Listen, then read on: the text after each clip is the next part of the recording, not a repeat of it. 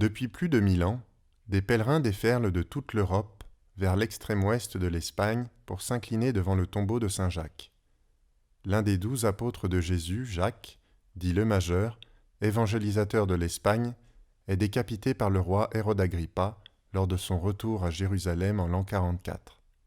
2 de ses disciples, Athanase et Théodore, transportent son corps supplicié jusqu'au lieu de sa mission en Galice espagnole. Après la redécouverte de son tombeau, caché lors de l'invasion musulmane, le sanctuaire de Saint-Jacques de Compostelle ne cessera plus d'accueillir ses pèlerins.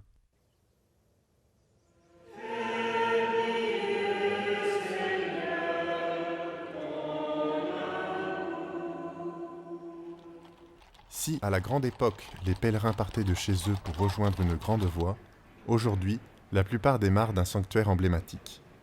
Ainsi, le pèlerin partant du Puy-en-Velay et se rendant à Compostelle marche plus de 2 mois, parcourant 1600 km environ. Que le Seigneur soit avec vous et vous accompagne sur la route. Amen. Que Dieu vous aide à bien terminer le pèlerinage que vous voulez vivre dans la foi. Amen. Et que Dieu Tout-Puissant vous bénisse, le Père, le Fils et le Saint-Esprit. Amen.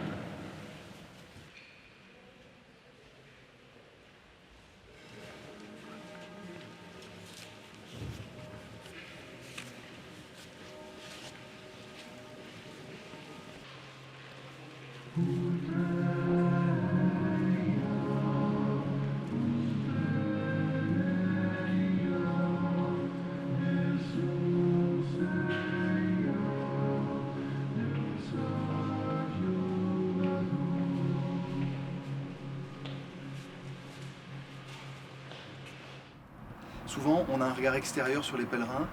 Or, les pèlerins d'aujourd'hui n'ont plus la culture pour savoir rentrer dans une église. Ils n'ont plus la culture pour savoir assister à une messe. Ils n'ont plus la culture pour savoir assister à une bénédiction.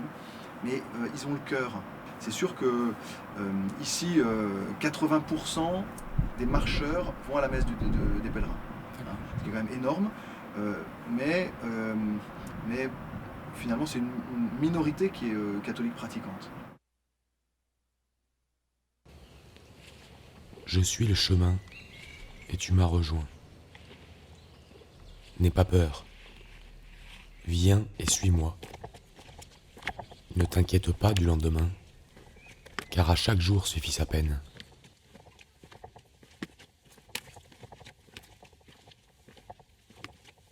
Regarde les oiseaux du ciel.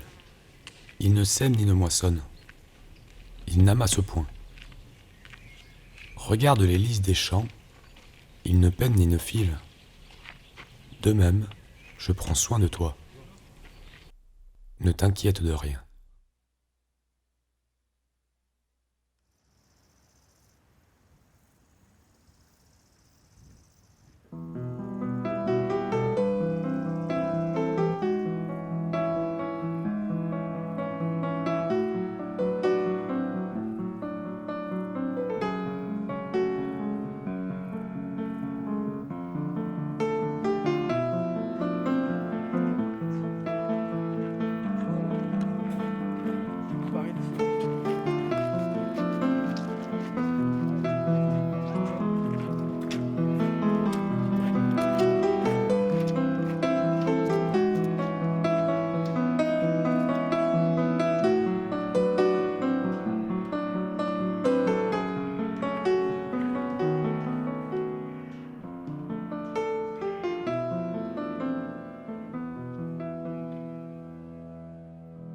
Gustave n'a pas le sou. Cependant, c'est important pour lui d'aller jusqu'au bout pour prier sur la tombe de Saint Jacques.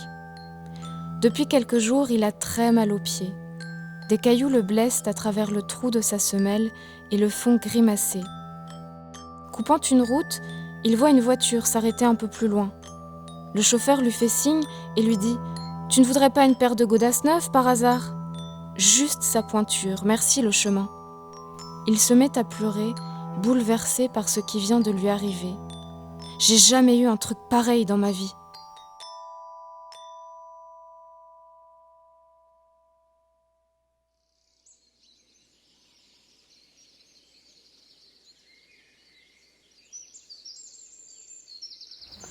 cherche un peu de sérénité. Je marche sur un chemin qui est celui des pèlerins. Je dois aller jusqu'au bout. Mon épouse dit tout le temps, le pèlerinage le plus dur, c'est celui de la vie de tous les jours. Mais moi, j'ai besoin de partir sur les chemins pour prendre cette force, pour affronter la vie de tous les jours.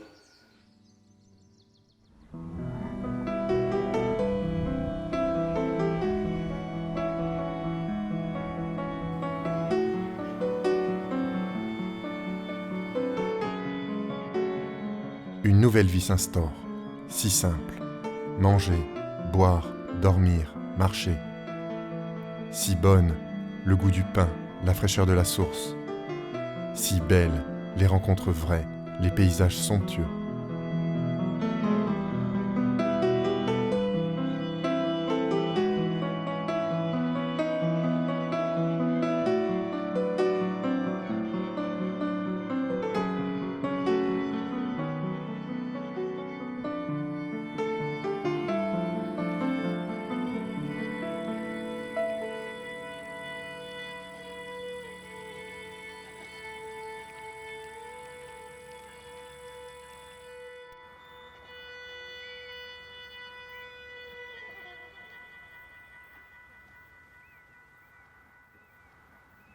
Ofrecemos a los peregrinos pues la hospitalidad tradicional, que es darles pues una acogida cálida, humana, ofrecerles, diríamos, la solución a sus problemas básicos, que es dormir, comer, descansar, ducharse, y ofrecerles la posibilidad de vivir con nosotros la espiritualidad.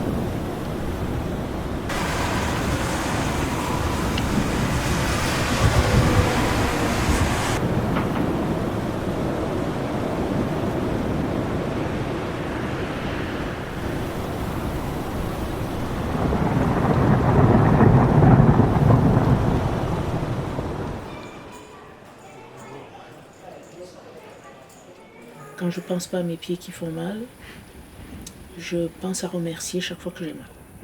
C'est mon état d'esprit.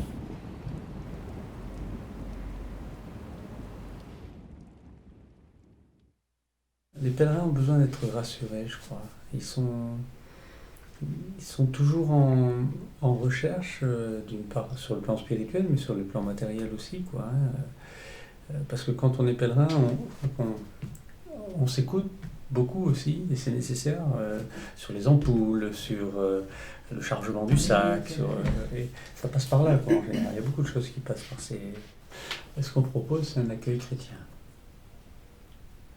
Donc un accueil chrétien sur la base de la charte qui avait été écrite à l'époque par l'Hospitalité d'Estaing, qui consiste en 4 points. On leur dit, voilà, nous vous propose un accueil familial autour de la table familiale, et un accueil chrétien, c'est-à-dire un accueil dans une famille chrétienne qui va à la fois vous offrir le gîte et le couvert, ensuite vous proposer un temps de prière, s'engager à prier pour vous lorsque vous continuerez votre chemin vers Compostelle, et puis également ensuite simplement vous proposer, si vous le souhaitez, une participation libre aux frais. Voilà.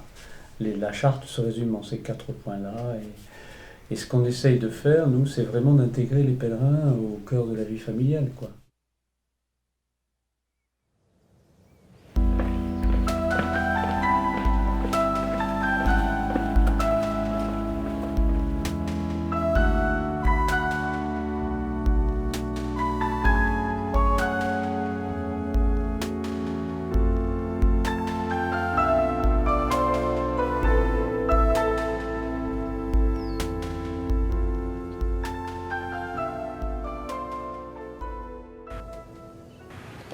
quand on marche entre 20 ou 30 km dans une journée et qu'on repart le lendemain matin, je pense que ça permet de s'ouvrir aux autres.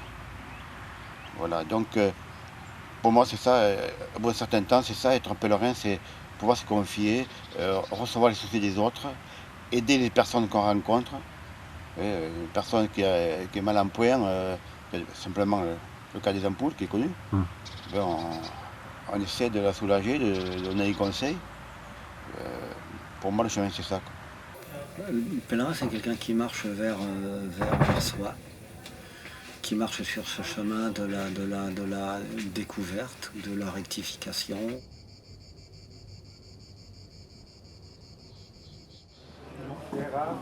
Ah, salut. Ouais, l'évolution, on croise des gens comme ça, bon, voilà. Non, il y a une évolution intérieure peut-être, oui, à travers la rencontre de paysages surtout. J'ai eu des expériences depuis qu'on est parti au niveau du paysage, des rencontres fortes au niveau intérieur, au niveau de la dimension humaine par rapport au paysage. C'est-à-dire que on était à Rochegude, là, un matin de bonne heure, et il y avait vraiment dans la vallée, là, il y avait vraiment tout un fleuve de brume, mais vraiment très très majestueux, très très imposant, et qui coulait comme ça en silence. Et là, on se sent vraiment humble et tout petit.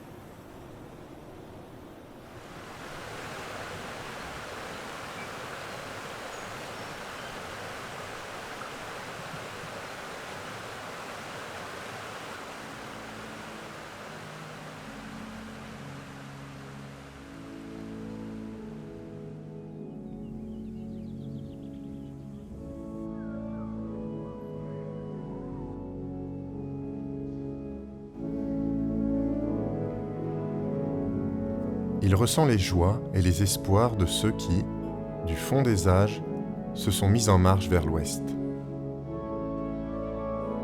Il est adopté par la grande famille en procession vers Compostelle.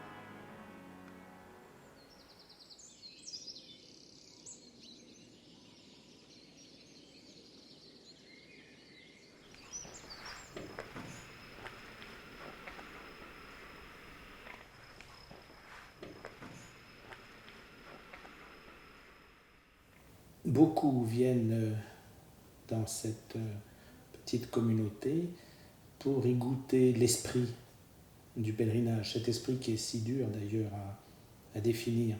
Mais on pourrait dire que c'est un climat d'écoute, d'attention à l'autre, de partage, de prière. L'accueil dans les gîtes et les donativos, c'est super important parce que c'est ce qui fait aussi le chemin de Saint-Jacques. C'est ce qui fait la différence du GR en Corse, etc. C'est que quand on fait le Saint-Jacques, souvent on s'attend à rencontrer d'autres pèlerins le soir et à partager nos expériences. Et du coup, à apprendre des autres, à être très ouvert sur les expériences d'autres personnes qui n'ont pas forcément le même âge, pas forcément la même nationalité, pas forcément la même vie. Et du coup, on découvre, on apprend, on partage. Et ça, c'est grâce à l'accueil. Un accueil qui respecte leur silence ou leurs paroles. C'est important que les hospitaliers ne les interrogent pas, mais par contre les écoutent s'ils souhaitent parler.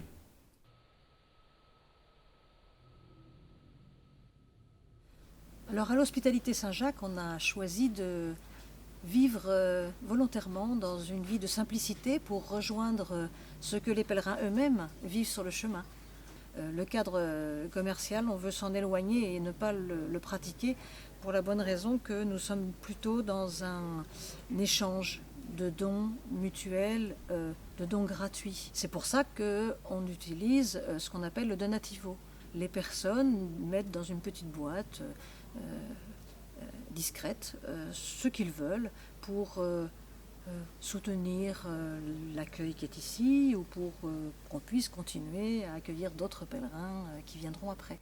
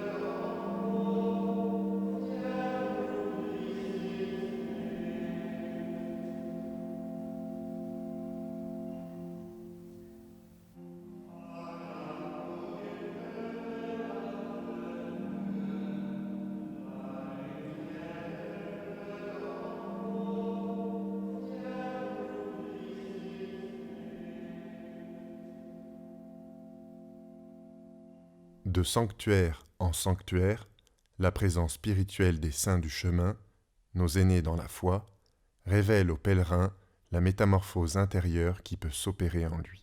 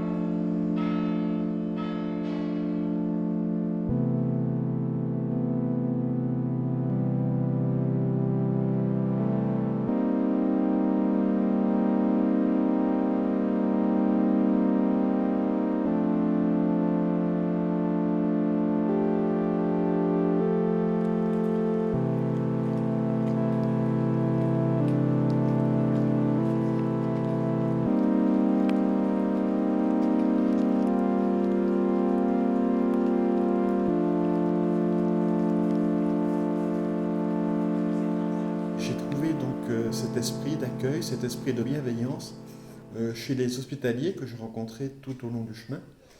Et ça m'a encouragé aussi à devenir hospitalier à mon tour.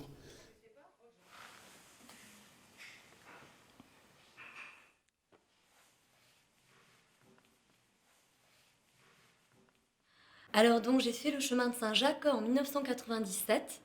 Je n'avais pas la foi quand je suis partie.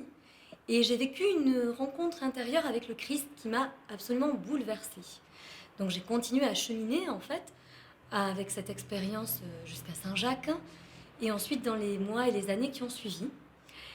Et j'ai compris en fait que j'étais appelée à accueillir les pèlerins. Donc j'ai commencé à Moissac, ensuite j'ai continué à accueillir à Conques et c'est à ce moment-là que j'ai rencontré Marcel avec qui je me suis mariée à Conques, et nous avions tous les deux le désir d'accueillir. Donc nous nous sommes installés à Eauze, et nous accueillons toujours les pèlerins là-bas avec nos 2 enfants, donc en famille.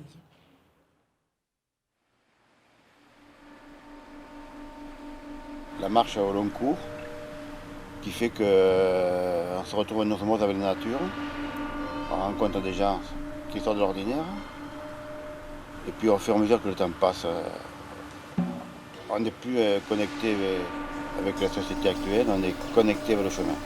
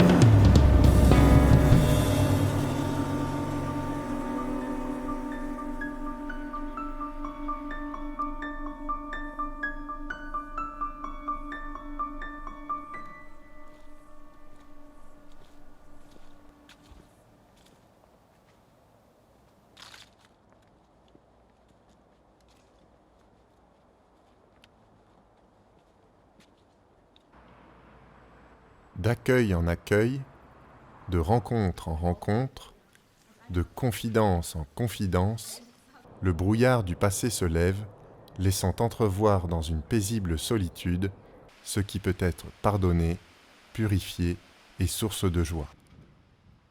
Il découvre dans la pauvreté l'essentiel qui le fait vivre. Je viens là en fait dans cette démarche pour avoir une occasion, une opportunité de mettre en pratique des principes de vie. On dit on part marcheur et on arrive pèlerin.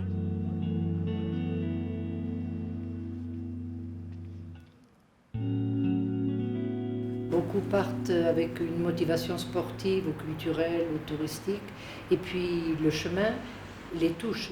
Jésus les touche sur le chemin.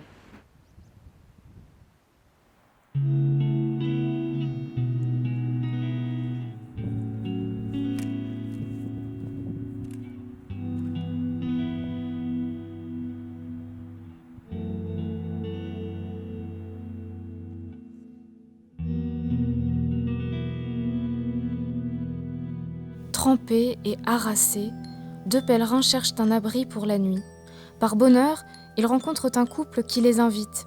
Dans la soirée, ils apprennent que leur fils, parti à l'étranger, ne leur a donné aucun signe de vie depuis 5 ans. Touchés par leur détresse, les pèlerins promettent de prier pour eux. 2 mois plus tard, arrivant devant Saint-Jacques, ils reçoivent un message de leurs hôtes soulagés. « Notre fils vient à l'instant de nous donner de ses nouvelles. »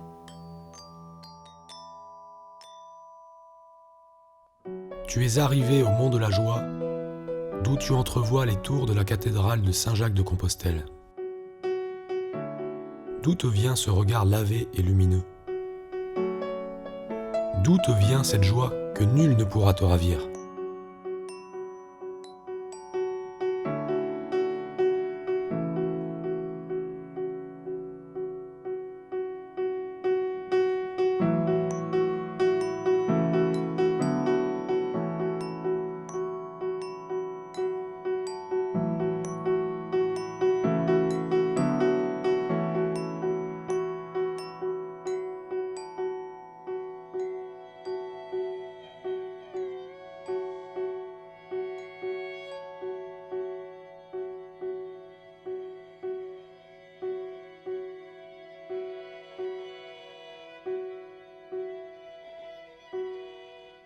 Parce que toute la vie, c'est un chemin. Toute la vie est un chemin. Et aujourd'hui, je ne suis pas ce que j'étais quand je suis rentrée.